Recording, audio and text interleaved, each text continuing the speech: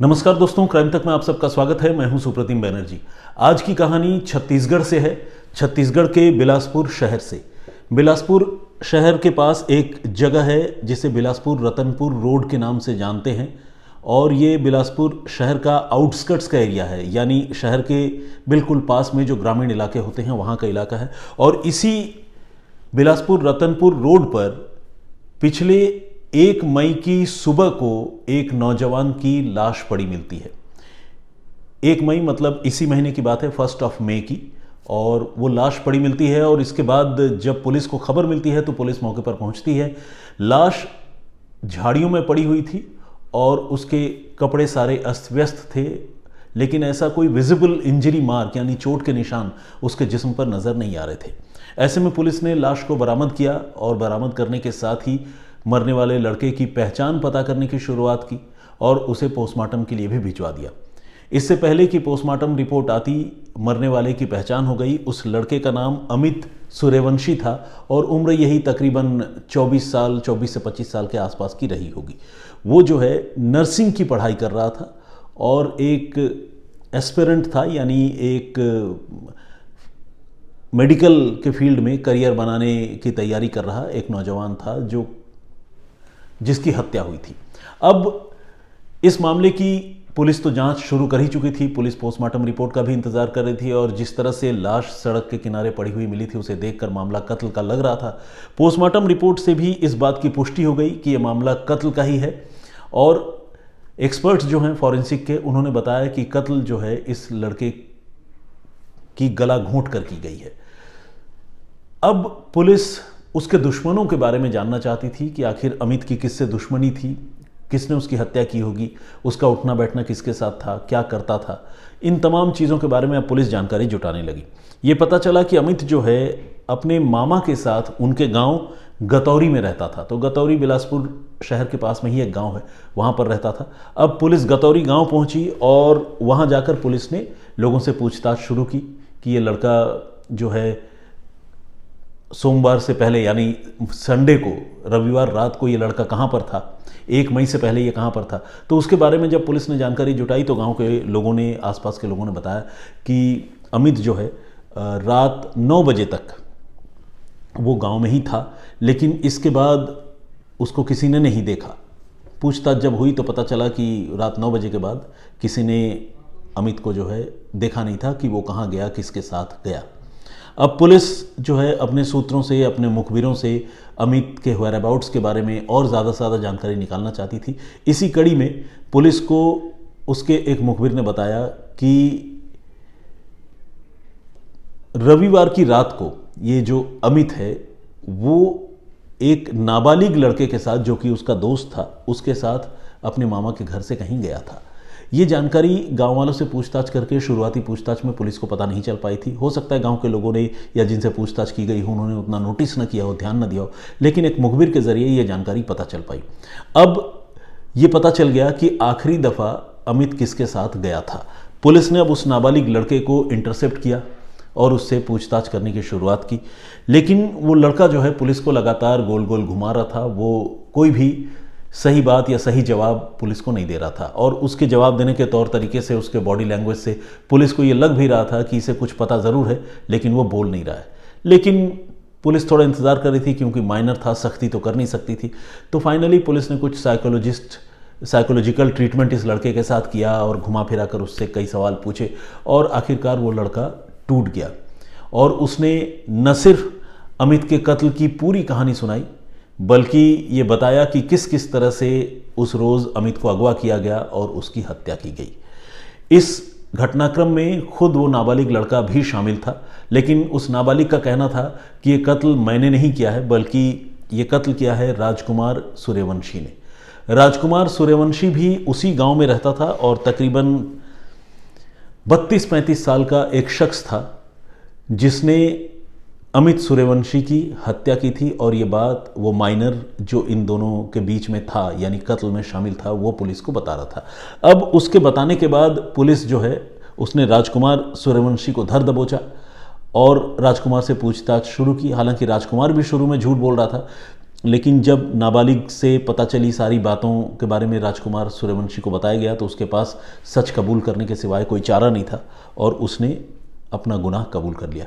राजकुमार ने और नाबालिग लड़के ने ये बताया कि रविवार की रात को तकरीबन 9 बजे ये जो लड़का है अमित जिसकी हत्या हुई है वो उस नाबालिग लड़के के साथ वहीं गांव के पास ही एक तालाब के किनारे बैठा हुआ था और इसी बीच राजकुमार सूर्यवंशी वहां पर आया और उसने इन दोनों को, अमित को और उसके जूनियर दोस्त को, नाबालिग दोस्त को शराब पिलाने का ऑफ़र दिया। ये ऑफ़र दोनों लड़के मना नहीं कर सके, ठुकरा नहीं सके।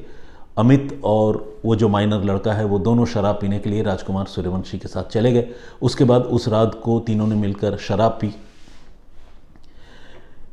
ये जो राजकुमार है इसने जानबूझकर अमित को कुछ ज़्यादा ही शराब पिलाई और जब वो नशे में धुत हो गया, अपने आप को संभालना उसके लिए थोड़ा मुश्किल हो रहा था, तो राजकुमार ने उसी अमित के गले में ही पड़े गमछे से अमित का गला घोंट दिया। अंधेरे का फ़ायदा उठाकर उसकी जान ले ली और वो जो माइनर लड़का है, नाबालिग है, वो वहीं मौके पर खड़ा था। वो एक चश्मदीद की तरह ये सब कुछ देखता रहा। शुरू में तो वो बहुत घबरा भी गया था, लेकिन राजकुमार ने उसे कहा कि मेरी तुमसे कोई दुश्मनी नहीं है और न ही मैं तुमको इस मामले में फंसाने वाला हूँ। मुझे अमित की हत्या करनी थी, मैंने अमित की हत्या कर दी। अब इस लाश को निपटाने में, इसको ठिकाने लगाने में मेरी मदद करो। वो लड़का जो माइनर था वो मरता क्या ना करता।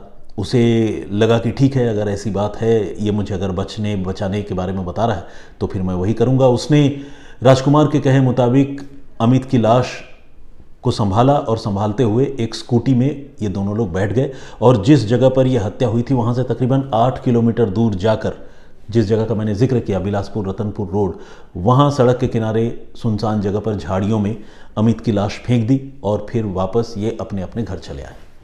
इस तरह से कत्ल के एक ब्लाइंड मर्डर का पुलिस ने खुलासा किया, बिलासपुर छत्तीसगढ़ की पुलिस ने। लेकिन अब सबसे बड़ा सवाल ये था कि राजकुमार सूर्यवंशी ने आखिर एक नौजवान लड़के की यूं अचानक हत्या क्यों कर दी? क्यों वो अमित को शराब पिलाने के लिए लेकर गया और क्यों उसने अमित को निशाना बनाया? और जो माइनर लड़का था उसे भी इसके बारे में जानकारी नहीं थी। अगर किसी की हत्या करनी थी या मान लो कोई साइकिक वाली कोई बात थी, कोई दिमागी परेशानी इसको थी राजकुमार को, तो फिर वो माइनर को भी निशाना बना सकता था। उसने अमित की ही हत्या क्यों की? ये एक बड़ा सवाल था। पुलिस अब मोटिव के बारे में जानना चाहती थी और पुलिस ने जब इस मोटिव के बारे में राजकुमार से पूछताछ की तो राजकुमार ने बताया कि वो पिछले 1 साल से अमित से बहुत खुंदक रखता था और उससे बहुत नाराज़ था। वो 1 साल से इस मौके की तलाश में था कि वो अमित की हत्या करेगा और इसके पीछे जो वजह थी, राजकुमार को ये लगता था कि उसके 5 साल के बेटे की हत्या अमित सूर्यवंशी ने ही की थी। 5 साल के छोटे से बेटे की हत्या अमित क्यों करेगा? ये अपने आप में एक बड़ा सवाल है। तो इसके पीछे एक कहानी है। कहानी ये है कि 5 मई 2022 यानी 5 मई 2022 को राजकुमार सूर्यवंशी का 5 साल का बेटा उसके घर में फंदे से लटका हुआ मिला था। 5 साल का छोटा सा बेटा अगर फंदे से लटका हुआ मिले तो जाहिर है ज़्यादातर लोगों को यही लगेगा कि शायद बच्चे के साथ किसी ने ज़्यादती की होगी और उसे मारकर टांग दिया होगा, क्योंकि इतना छोटा बच्चा जिसे दुनियादारी की ज़्यादा समझ नहीं है और इतने छोटे बच्चों को तो डिप्रेशन छूकर भी नहीं जाता, तो आखिर इतना छोटा बच्चा खुदकुशी कैसे कर सकता है? तो ये अपने आप में एक बड़ा सवाल था। इसलिए राजकुमार के उस बच्चे के घर वालों को भी, खासकर उसके पिता राजकुमार को और परिवार के दूसरे लोगों को भी ये लगता था कि शायद उनके 5 साल के छोटे से बेटे की हत्या की गई है। और इस छोटे बच्चे की मौत तब हुई थी जब राजकुमार और उसके परिवार के लोग किसी फंक्शन में घर से बाहर गए हुए थे। इत्तेफाक देखिए कि वो बच्चा घर में अकेला था और जब घर के लोग लौट कर आए तो उन्होंने देखा कि उनका बेटा फंदे से लटक रहा है। पूरे घर में चीख पुकार मच गई। उसकी लाश को उतार कर अस्पताल भेजा गया, पुलिस ने जब्त किया, पोस्टमार्टम कराया गया। आपको ये बताऊं कि जैसे ही ये घटना हुई उसके बाद आस पड़ोस के लोगों से उस बच्चे के घर वालों ने, राजकुमार और बाकी परिवार के लोगों ने भी पूछताछ की। सारे लोगों ने जो है अनभिज्ञता जाहिर की, कहा कि उन्हें बच्चे की मौत के बारे में नहीं पता है। लेकिन घर वालों को लग रहा था कि यह मामला हत्या का है, इतना छोटा बच्चा तो खुदकुशी कर ही नहीं सकता। हालांकि पुलिस की जांच में भी ये पता चला कि वो जो बच्चा है उसने खुद ही अपने गले में फंदा लगाया था। अब आप पूछेंगे कि इतना छोटा बच्चा, जब मैं कह रहा हूँ कि खुदकुशी नहीं कर सकता है, तो पुलिस की जांच में ये बात क्यों सामने आई? तो पुलिस का ये कहना था कि इस बच्चे ने अपने गले में फंदा खेल खेल में ही लगा लिया था और उसने जो फंदा कसा उसी से उसकी मौत हो गई और वो फंदे के सहारे लटक कर उसकी लाश जो है फाइनली बरामद हुई। तो ये सुइसाइड नहीं था एग्जैक्टली देखा जाए तो, ये एक एक्सीडेंट था जो एक सुइसाइड की तरह सामने आया और पुलिस का कहना था कि ये मामला एक्सीडेंट का ही था। बाद में जब इस मामले की जांच आगे बढ़ी, पोस्टमार्टम हुआ, तो भी डॉक्टरों ने, मेडिकल एक्सपर्ट्स ने ये बताया कि जिस तरह से डेड बॉडी मिली है उस पर कोई विजिबल इंजरी मार्क और कोई ऐसी चीज़ें नहीं है। उसे देखकर लगता है कि ये मामला एक्सीडेंट का या सुइसाइड का ही है, मर्डर का मामला कम से कम नहीं है। लेकिन जो बच्चे के घर वाले थे, उसका पिता राजकुमार था, जैसा कि मैंने आपको बताया, चूंकि ये तो कन्विंस्ड नहीं थे, तो ये पता करने लगे कि उस समय घर के आसपास या उस बच्चे के आसपास कौन था। और इसी सिलसिले में उनको पता चला कि उनके घर के पास जो है वो अमित सूर्यवंशी जो है उस वक्त देखा गया था। तो ये एक इत्तेफाक है, अमित सूर्यवंशी हो सकता है उसके घर के आसपास से गुजर रहा हो या किसी काम से गया हो। तो जब राजकुमार को ये पता चला कि अमित उसके घर के पास था जिस समय उसके बच्चे की मौत हुई, तो राजकुमार ने अपने मन में ही ये मान लिया कि उसके बेटे की हत्या ज़रूर अमित ने की होगी। हैरानी की बात यह है कि राजकुमार के पास ऐसा मान लेने के पीछे कोई पुख्ता वजह नहीं थी, क्योंकि अमित अगर किसी छोटे से बच्चे की हत्या करेगा तो उसके पीछे कोई मोटिव, कोई इंटेंशन तो होना चाहिए। राजकुमार के पास इस बात का भी कोई जवाब नहीं था, लेकिन उसे लगता था कि अमित ने हत्या की है, क्योंकि अमित को ही आखिरी बार उनके घर के पास देखा गया था जब उस बच्चे की मौत हुई थी। बस ये जो शक है, इस शक ने राजकुमार को इतना ज़्यादा बेचैन किया कि वो पिछले 1 साल से अमित सूर्यवंशी की हत्या करना चाहता था और मौके की तलाश में था। और ये मौका उसे मिला अभी पिछले रविवार को, यानी 1 मई से जस्ट 1 रोज़ पहले, पिछले रविवार को ये मौका मिला और मौका मिलते ही उसने अमित को पहले शराब पिलाई और उसके बाद गला घोंटकर हत्या कर दी। तो कुल मिलाकर बदले की आग में जल रहे एक पिता ने 1 साल बाद एक लड़के की हत्या कर अपने छोटे से बच्चे की मौत का बदला लिया। लेकिन हैरानी की बात यह है कि बदला तो उसने ले लिया, लेकिन ये बात पुलिस की तफ्तीश में हो या तमाम आम लोगों की निगाहों में हो, ये बात साबित ही नहीं हो पाई कि अमित ने कभी उस छोटे से बच्चे की हत्या की भी थी या उससे कोई दुश्मनी थी भी। तो ऐसा भी हो सकता है जो अब तक की तफ्तीश या जांच है उसमें अमित सिर्फ गलतफहमी और एक बेवकूफ़ आदमी के गुस्से का शिकार बन गया और उस आदमी की बेवकूफ़ी कह लें या सिरफिरापन कह लें, उसकी वजह से अमित की हत्या हो गई। सिर्फ उसका एक मकान के पास से गुजरने का जो इत्तेफाक था, उस इत्तेफाक ने उसे एक पिता की नज़र में उसके बेटे का कातिल बना दिया था, जिसकी वजह से उसकी हत्या हुई। तो बहुत ही दुखद और बहुत ही अफसोसनाक ये कहानी है। और इससे ये भी पता चलता है कि लोग कई बार अपनी सही गलत सोच को लेकर कितने जिसे कहते हैं ना कि कन्विक्शन से भर जाते हैं, कितने मतलब डिटरमाइन हो जाते हैं, कितना वो इस चीज़ को एज्यूम कर लेते हैं कि जो मैं सोच रहा हूँ वही सही है, बेशक उसके हक में कोई सबूत, कोई लॉजिक हो या ना हो। ये मामला कुछ ऐसा ही है।